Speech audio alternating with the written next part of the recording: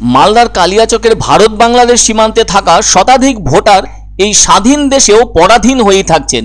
আর রুজি রোজগার, পানীয় জলের প্রয়োজন মেটানো সবটাই হয়ে থাকে সীমান্তরক্ষী বাহিনীর নিয়ম করা অনুমতির ওপর। এও এক ধরনের পরাধীন অবস্থা, কেননা কাঁটা তারের ওপারে যে ভারতীয় অংশ রয়েছে সেখানেই জমিতে কাজ করেন এবং বসবাস করে থাকেন তারা। ওই অঞ্চলের বাসিন্দারা জানিয়েছেন দেশের বা রাজ্যের প্রত্যেকটি ভোটেই অংশ নিয়ে থাকেন তারা, কিন্তু দুর্ভাগ্য একটাই, ভোটে দাঁড়ানো কোনো প্রার্থীকেই আজ পর্যন্ত চাক্ষুষ দেখতে পাননি ওই অঞ্চলের ভোটাররা। আর এমনটা শুনে অনেকেই অবাকও হয়েছেন। সেজন্য তারা তাদের অভাব অভিযোগ আজ পর্যন্ত কাউকেই জানাতে পারেননি।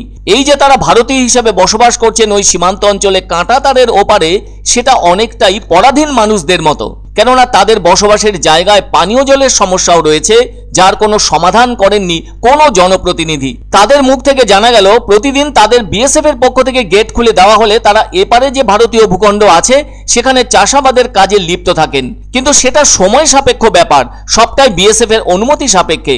এদিকে এদিন ওই সীমান্ত কাঁটাতারের এপারে ভোট প্রচারে এসেছিলেন বিজেপি প্রার্থী শ্রীরূপা মিত্র চৌধুরী, যিনি মালদা দক্ষিণের লোকসভা কেন্দ্রের প্রার্থী।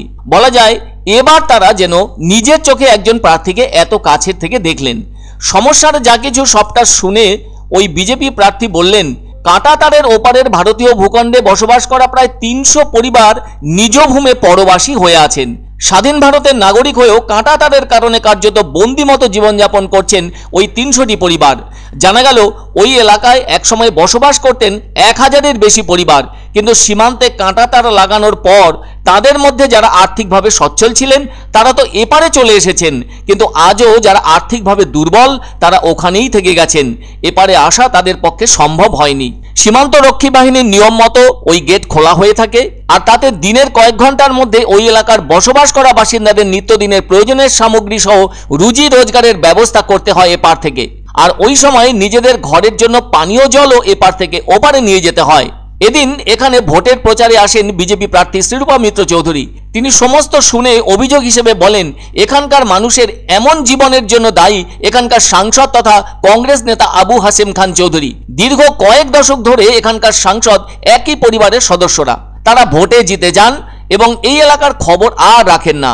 তাই আজকের দিনে এমন করুণ পরিস্থিতিতে বসবাস করছেন কাঁটা তারের ওপারে থাকা ভারতীয়রা। শুধু তাই নয়, তৃণমূল কংগ্রেসকেও একইভাবে কাঠগড়ায় তুলেছেন শ্রীরূপা মিত্র চৌধুরী। তার দাবি, এলাকার সাংসদ ও রাজ্যের মুখ্যমন্ত্রী বিষয়টি নিয়ে সরব হয়ে সমস্যার সমাধান করতে পারতেন, কিন্তু তারাও নীরব থেকেছেন বলে অভিযোগ তার। ভাবতে অবাক লাগছে, ওই এলাকার ভেতর একটিও আইসিডিএস সেন্টার নেই, আবার ন্যূনতম পরিষেবাও নেই। প্রধানমন্ত্রী আবাস যোজনার মাধ্যমে মাথার ছাদ হয়নি, প্রধানমন্ত্রী জল জীবন মিশনের মাধ্যমে পানীয় জলের সুব্যবস্থা করা যেত, কিন্তু সেসবের কোনো কিছুই করা হয়নি। সুতরাং এর দায় কেবলমাত্র এলাকার নির্বাচনী শাসক দলের প্রতিনিধি ও কংগ্রেস সাংসদের। এসব অভিযোগ শোনার পর জেলা কংগ্রেসের সহসভাপতি অর্জুন হালদার বলেন, যিনি অভিযোগ করছেন তারই আগে আয়নায় নিজের মুখ দেখা উচিত।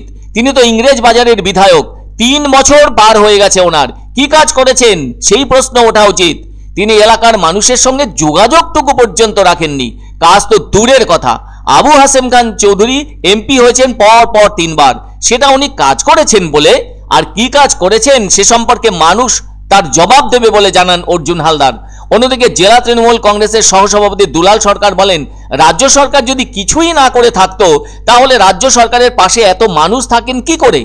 আর উনি তো চমক দিয়ে রাজনীতি করেন, ধর্মের নামে ভোট নিয়ে থাকেন, তাই এবার মানুষ ওনার পাশে থাকবে না বলে জোরের সঙ্গে জানালেন দুলাল সরকার। বর্ডারে বাস করছি, তার বাসার ভিতরে বন্দিতে, আমাদের টাইম না হলে তো উপর যেতে পারছে না, অসুখ বিসুখ হয়ে গেলে আমাদের ছিটপিট থেকে যেতে হয়। আর 2 ঘন্টা 3 ঘন্টা, রাত্রে হলে তো উপায় নাই, 3 ঘন্টা 2 ঘন্টা গেট খুলবে না, বাড়ি ঘর করতে পারি না, গরিব মানুষ।